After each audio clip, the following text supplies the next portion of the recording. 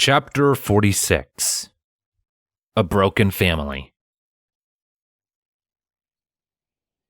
Over the course of the next minute or two, Eve and Ernest sat down at the dining table while Eventide went to acquire some things from around the kitchen. Bibi watched him as well from his place on the floor, though his attention was far more focused on his grandparents, trying to take note of every single little detail that he could. There was a lot of tension in the air, and the silence only added to it. A whole suite of bad colors was drifting off of everyone, even if in small amounts. Anxiety, dread, sadness, and from Eventide there was still some anger in his aura. Eventually, Eventide returned to the table with 3 mugs of hot chocolate for them in his hands. He shot Bibi an apologetic look out of the corner of his eye, and Bibi got the message. After all, he thought, chocolate was poisonous for dogs. "Okay, here," Eventide said, quickly returning his attention to his parents as he set the mugs down in front of them. "Have some hot chocolate. I don't really have much else right now." "Thank you, Eventide," Eve said in a hushed voice, her fingers gently taking the mug and pulling it closer. She looked down into it for a moment, allowing the steam and the smell to wash over her. She got a small smile on her face and went to sip at the drink. Ernest, meanwhile, gave a more cheerful nod of his head as he took his. He blew on it and took a sip before humming in delight. This is good, son," he praised, while lifting the mug a little over his head as if for cheers or a salute. Eventide didn't react to the praise, and just watched them for a second. After a few moments, he sat down on the other end of the table, taking his own mug in his hands. "Thanks," he muttered, his voice quiet. An oppressive and heavy silence blanketed the room, one which Bibi wanted so desperately to break.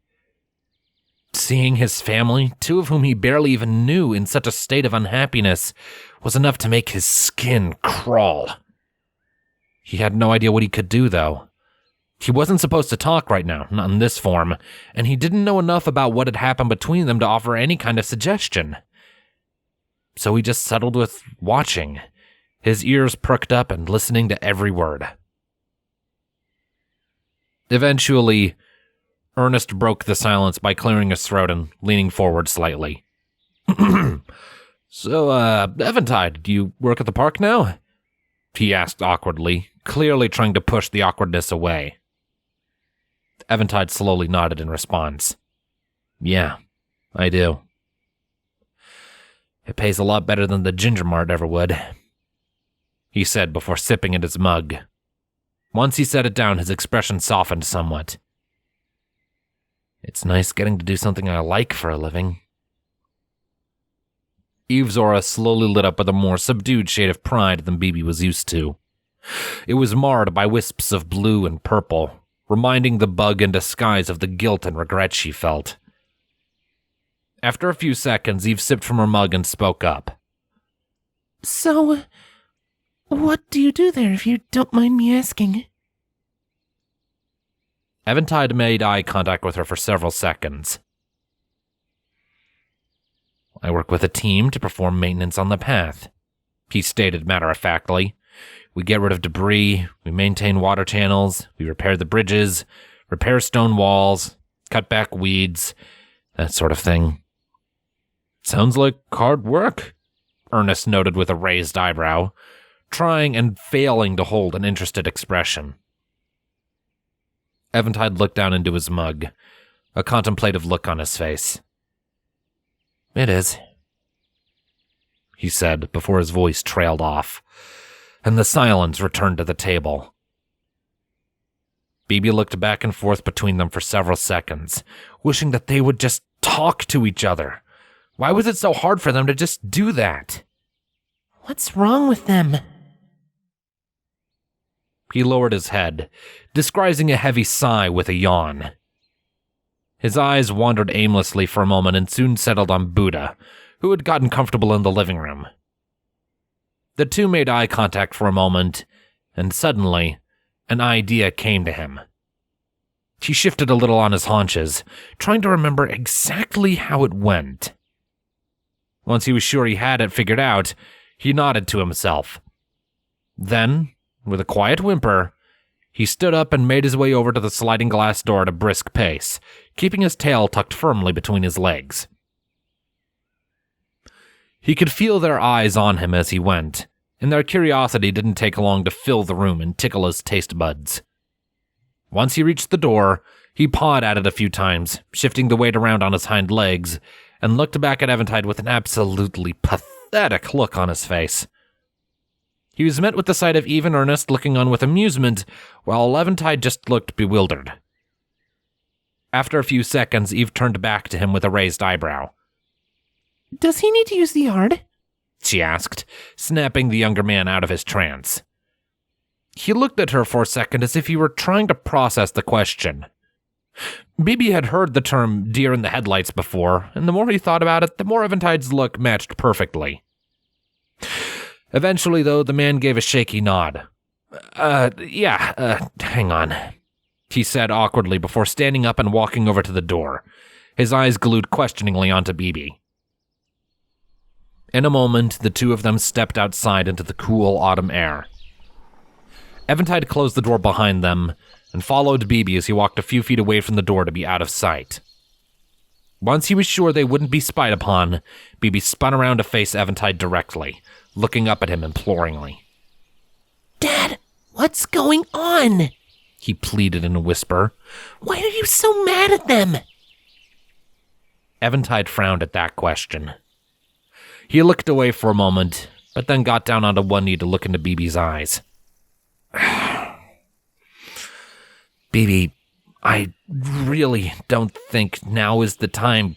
Bibi, no longer having patience to hear an excuse, got up onto his hind legs and propped his paws up on Eventide's shoulders. Dad, please! You're all scaring me. Everything's red and blue in there, and Grandma is really, really sad. He implored as emphatically as he could. Eventide grunted and looked to one side, his expression turning spiteful and severe. Well, that's the problem, he growled under his breath, more anger leaking off of him as he said those words. Bibi flinched back, having to stifle the urge to gag as the abhorrent taste stabbed him in the tongue. Dad?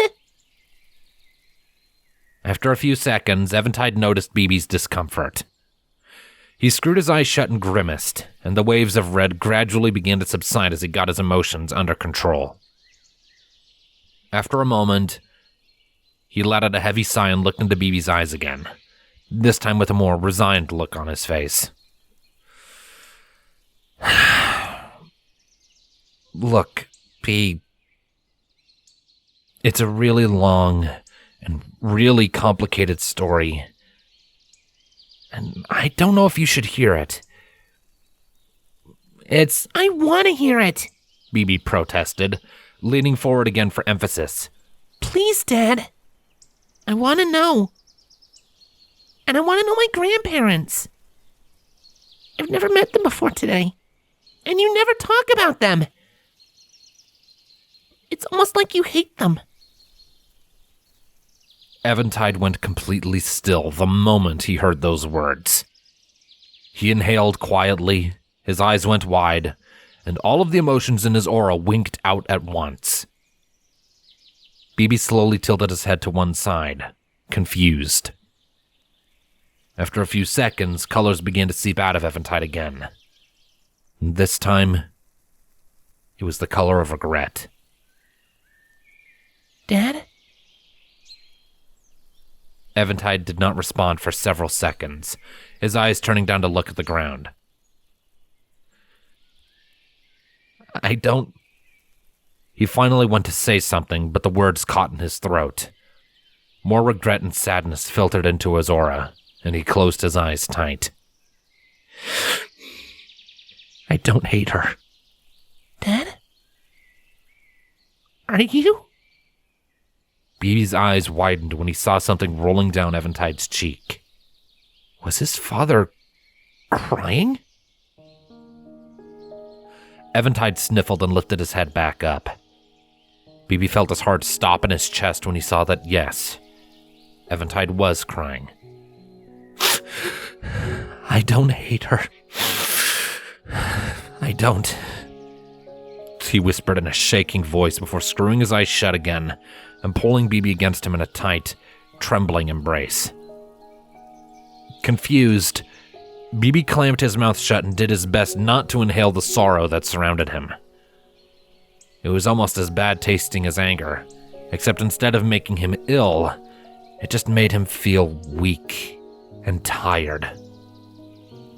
All the same, despite that, he returned the hug as well as he could in his dog form.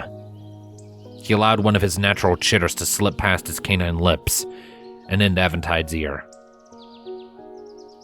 After a few more seconds, Eventide pulled back, the deluge of emotions getting under control. He wiped his wrist over his eyes to dispel his tears and gave off a quiet, humorless huff. Wow. Haven't done that in a long time. He mumbled quietly before he lowered his hand and affixed BB with a meaningful look. You don't hate her.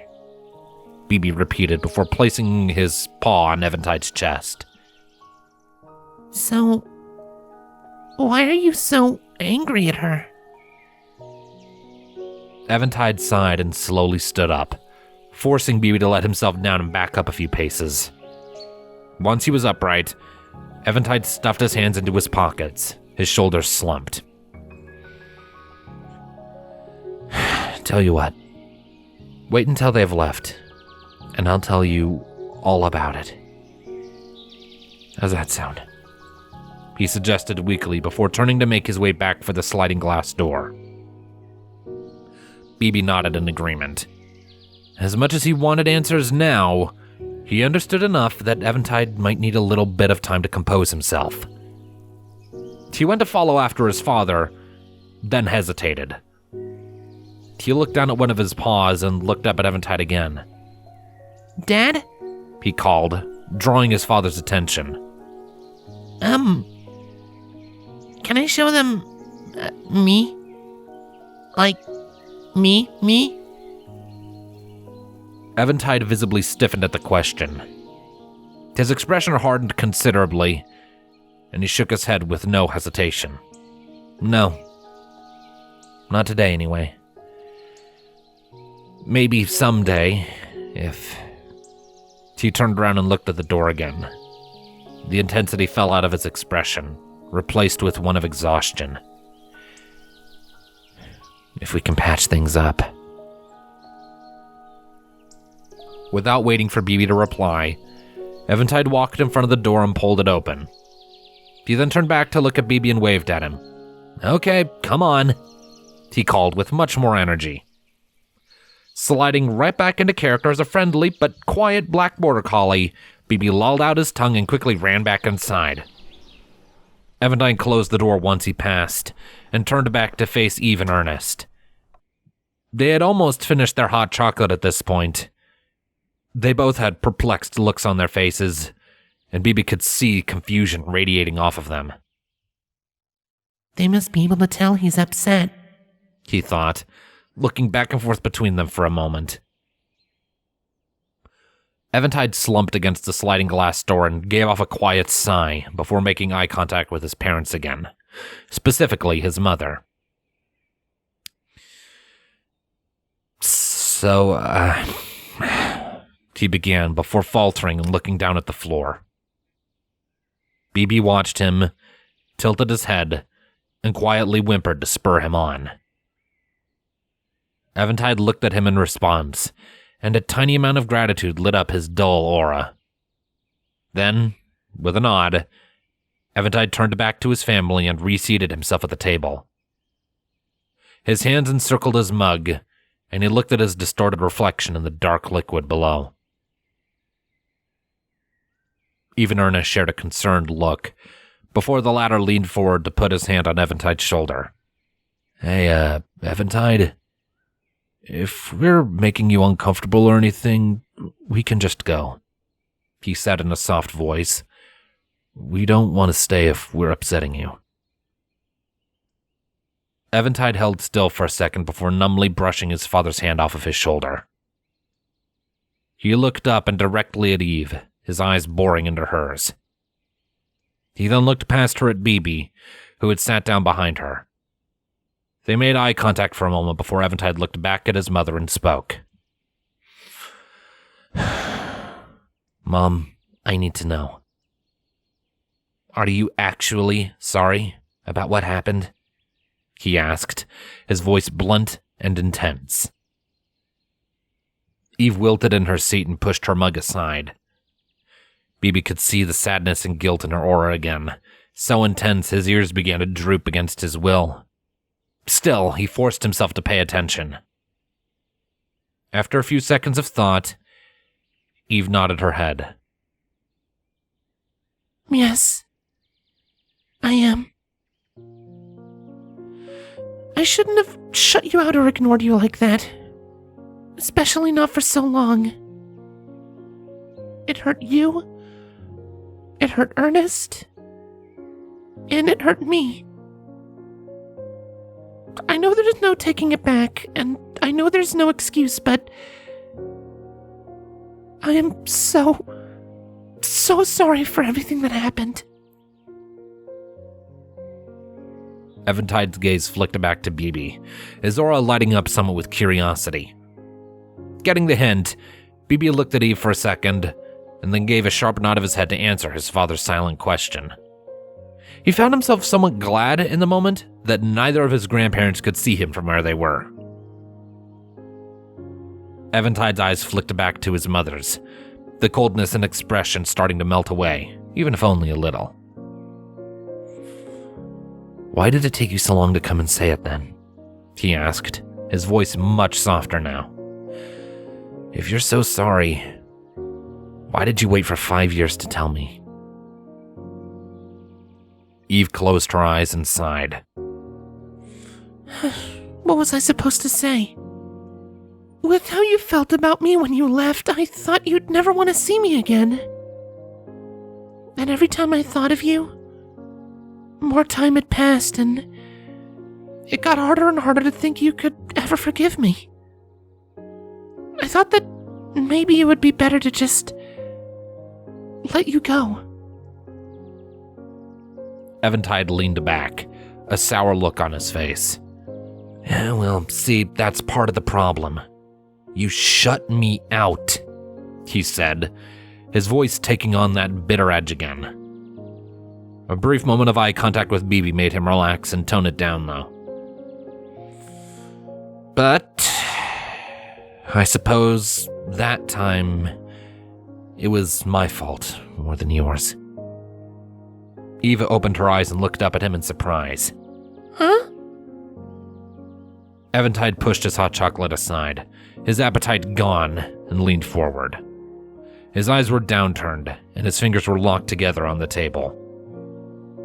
Look, before I left, I said some really stupid things. Things I should not have said, and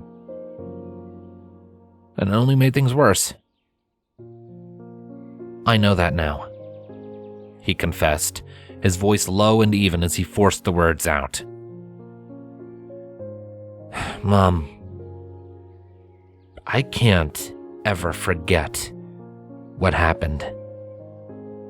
I can never forget how helpless and worthless you made me feel, because it stuck with me for a long time after I left.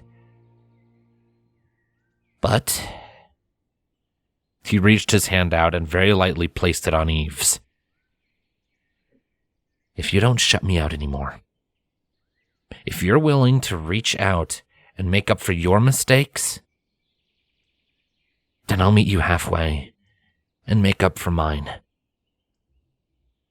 Eventide, Eve whispered with tears in her eyes. She curled her fingers around Eventide's hand, seemingly at a loss for words. And Eventide, for the first time since his mother had showed up, smiled at her.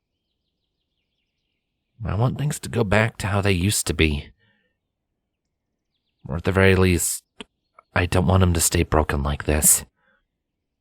His grip on Eve's hand tightened, and for a moment, just a fraction of a second, there was a flicker of pink in his aura.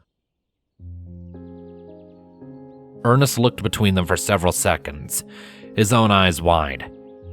Then, with a smile growing on his face, he reached over and his hand joined his wife's and son's. "Don't forget about me, kid," he said, sounding almost offended. Eventide gave him a sideways look, his expression going deadpan. "I'm not. You got a lot of making up to do as well." "What did I do?" Remember the puns? There was a delay before Ernest's face split wide with a grin, and he burst into a fit of deeply joyous cackles. He playfully punched Eventide on the shoulder before his laughs began to come under control. You want me to bust him out again?" he asked in a teasing voice. "I'd appreciate it if you stopped thinking about whatever it is you're thinking about right now." Eventide shot back in a warning tone before withdrawing his hand from the cluster. "Oh, fine," Ernest pouted before throwing one of his arms over Eve's shoulders, who still looked to be shell-shocked by her son's words. Eventide returned his attention to his mother, his expression hardening. "Mom, are you going to make up for what you did?" he asked slowly and deliberately, drawing the words out to ensure that Eve fully understood the gravity of what he was asking her. Ernest's amusement quickly fell away. BB watched with bated breath, his eyes glued onto the woman as her aura flickered and spasmed with every single color he could imagine. It gradually began to slow down, though, until it eventually settled on a strange, bright teal color, intermixed with plenty of love. She suddenly sniffled and reached her hand back out to Eventide. "Oh, honey. Yes. Yes, of course," she whispered. With a tiny smile tugging at his lips, Eventide took her hand in his and stood up. "Then get up and let's get started. Come with me. We're gonna watch some TV." "Ha! Now you're talking," Ernest proclaimed happily while following his wife and son as they rose from their seats. With that, the entire family made their way out of the dining room, heading back into the living room and getting comfy on the couch. Buddha had to hop down and abandon her seat, of course, but she soon found a place in Eventide's lap. BB hung back in the kitchen for a few moments, just processing how that had all gone. He then walked up to the door and watched them for a little while, staring as Eventide turned on the television and got comfy. While they began browsing through the channel list for something to watch, just idly flicking through, BB's eyes settled on his grandma and grandpa. They'd be leaving soon, no doubt, and who knew when he'd get another chance to spend any time with them. Licking his chops in a display of nervous energy, BB walked forwards until he was right in front of them. Eve looked down at him, a warm smile on her face. Then, with a quiet whine, BB set his paw on her knee, silently asking for permission to come up. She didn't even hesitate to answer his question. She leaned back in invitation, her smile growing. BB didn't need anything more than that, and hopped up into her lap. Her hands soon found places on him and began to pet, and in short order her nails found that special spot on his neck. Inwardly cursing the fact that she had found the BB off switch so easily, he contented himself with laying across both Eve's legs and Ernest's, with his chin mere inches from Eventide's thigh. He looked up at his father, and for a second, the two made eye contact. Eventide winked.